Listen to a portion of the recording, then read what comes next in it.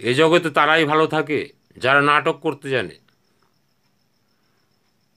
কি ছেলে কি মেয়ে, নাটক একটু জানতেই হবে, কায়দা কানুন একটু করতেই হবে, তাহলে বিবাহিত জীবন শান্তির হবে।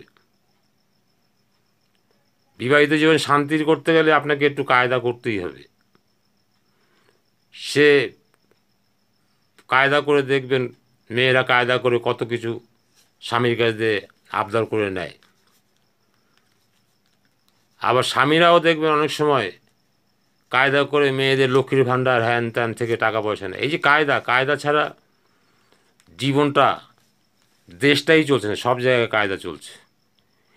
এ পার্টি বলে ওই পার্টির দোষ, ওই পার্টি বলে সেই পার্টির দোষ।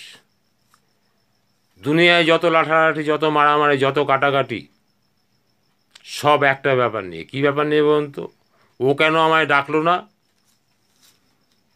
ও কেন আমায় বললো না, কেন ডাকলো না সেই নিয়ে অশান্তি, সেই নিয়ে এক পুরুষ দু পুরুষ তিন পুরুষ অশান্তি চলছে। ও কেন আমায় ডাকলো না, ও কেন আমায় বললো না, বললেই মিটে যেত, ডাকলেই মিটে যেত।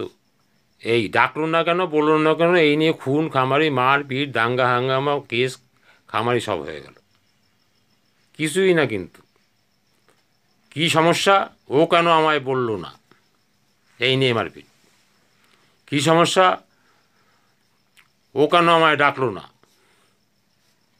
এই আত্মীয়দের মধ্যে কোলাহল, এই নিয়ে বিরাট আকার। এইগুলো তো আপনাকে বুঝতে হবে, বুঝে চলতে হবে, তবে দেখবেন শান্তি আছে। সব কিছু মেনে নিতে হবে। নাটক বুঝতে পারছেন তো, ও মেনে নেন। নাটক যদি, নাটকটা যদি ভালো লাগে, নাটকটা যদি একটু মনে আনন্দ হয়, করুন না নাটক, নাটকেই আনন্দিত থাকুন। আর ভালো ব্যবহার যদি ভালো হয়, ভালো ব্যবহারই করুন। যেটাই ভালো হয় সেটাই করতে হবে, অন্যথায় বাঁচা খুব দায়। কেননা কলির শেষ, কলির শেষ, মানুষের আনন্দও শেষ হয়ে যাচ্ছে, দুঃখ ভর্তি হয়ে যাচ্ছে। দুঃখটাকে কাটাতে গেলে আপনাকে কৌশল করে, আনন্দ করে, বুদ্ধি করে চলতে হবে।